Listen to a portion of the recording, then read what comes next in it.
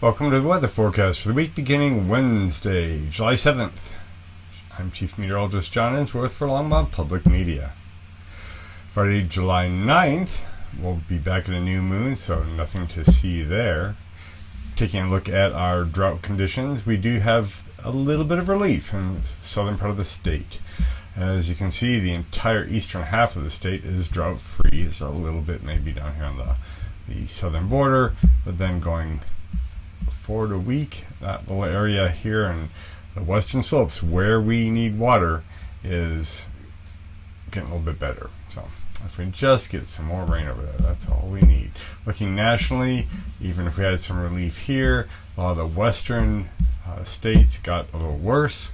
They're under the center of the high pressure ridge for the last week or two and have had amazingly high temperatures and very little precipitation. So it's bad out west. Taking a look locally, this is where we got some relief. We got some rain showers through there, down in southwestern part. The eastern half of the state has just still picked up a tremendous amount of rain, wave after wave of thunderstorms. We were camping for 2 weeks up in the Red Feather Lakes area, and I think we had about 4 or 5 inches of rain just in those 2 weeks. And you can see just in this last week, yellows here, 2-3 inches or more. I mean, really pretty amazing. Taking a look at the progression of expected severe weather, we haven't had much. This has been a pretty quiet year for severe weather.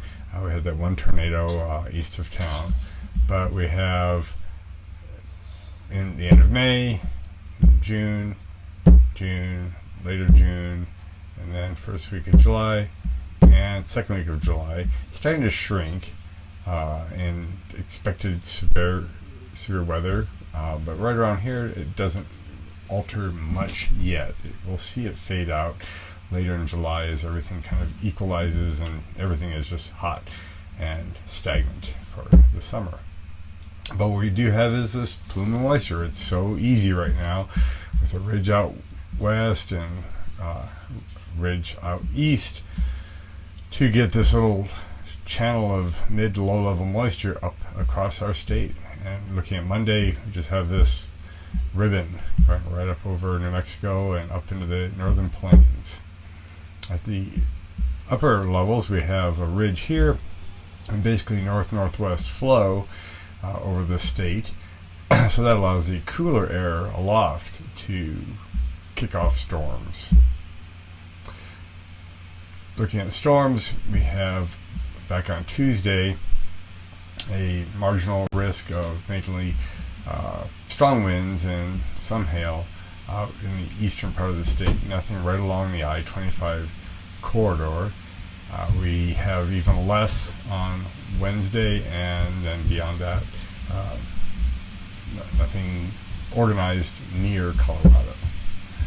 So by Thursday noon, the plume looks a little different, but it's still there. Plenty of moisture is still able to come up into Texas.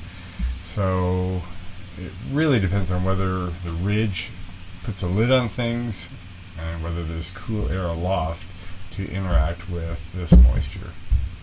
By Sunday, the ridge does move off towards from about the Grand Canyon Four Corners area over to about Las Vegas. That gives us even more northerly flow and allows a trough to kind of scoot back towards us. So you'll see a return of showers a little bit in the weekend and cooler temperatures. So let's take a look at that. 89 to 90 are expected, our average high temperatures. And 90 is the peak. That'll take us through the end of July and into the beginning of August, and then the temperatures begin to drop again. 58 to 59 for our average low temperature over these 10 days. The average low does rise to 60 degrees by the end of the month, but then that's it. That's as high as the low average gets.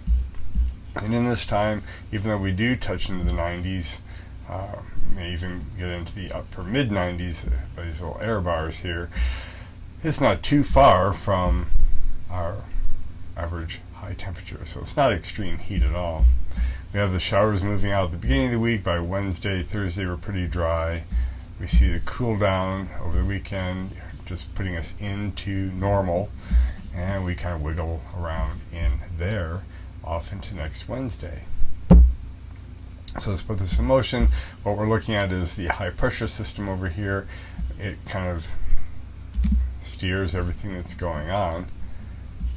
So here we are Friday. You can see it kind of backing off to the west.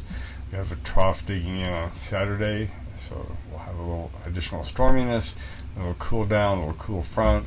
By Monday, the highs down here in Southern California, we still have northerly flow. And then it was Tuesday, and there's Wednesday when we get our next forecast, and the whole thing kind of flattens out. A little zonal flow, at least north of Colorado, and a general high pressure down in the desert southwest. So let's take a look at these temperatures. Remember, we don't get too far above normal, and these blues are below normal temperatures. So we get the warm up for the end of the week. Thursday, Friday, little afternoon storms popping up. You can see them right there. Just very hair trigger on the mouse here, so I'll try to be careful with that. Let's go back and play that again. You see cold fronts coming down on the eastern side of the ridge. See the extreme heat out west still. And then by next Wednesday, we're not really far from normal. It's a little above, a little bit below, nothing crazy. So taking a look at the moisture, it's just fun to watch. We can see Elsa here coming up. We'll cover Elsa in just a moment. But you can see the moisture is just available. So all it takes is a ripple in the atmosphere, a little bubble of cold air, a cold front, something to push the air upslope, and we'll get a little enhanced afternoon thunderstorms. Now there's a dry out there on Monday, but the moisture comes back very quickly by Tuesday and Wednesday next week. So we can take a look at that. Here's Elsa. Tropical storm, probably not going to be a hurricane again, but there it is, pretty far inland. Our neck of the woods, we just have afternoon storms popping on. Then Saturday looks really dry, not so hot. That's going into Monday and Tuesday. Afternoon showers now and then. So yeah, not as exciting as watching a big winter storm come in with a shield of snow over the state. So over the next 5 days, precipitation is spotty, generally light around Longmont. Some of the mountains will get some significant water. Add another 5 days, and it looks like the southern mountains, even into the southwest, are a little more favored for thunderstorm activity, and we saw that on the GFS go by. So we flirt with 100 again on Thursday, upper 90s on Friday.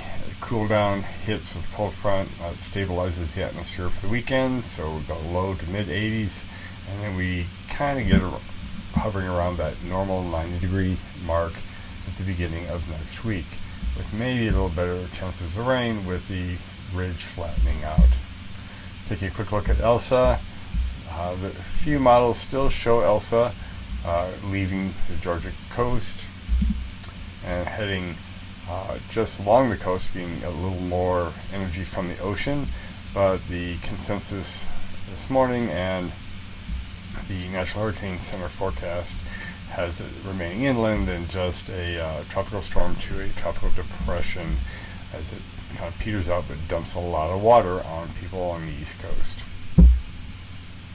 Right, so for frequent weather updates and local news, check out the Longmont Leader, longmontleader.com. I've been Chief Meteorologist John Ensworth. Keep looking up.